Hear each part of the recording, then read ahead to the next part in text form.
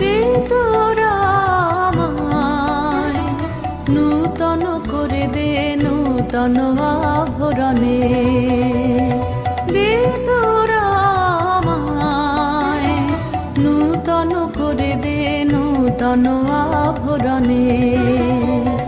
হেমন্তের অভিসম্পাতে রিক্ত কিঞ্চন কানন ভূমি, বসন্তে হোক দৈন্য বিমোচন নবলাবণ্য ধনে।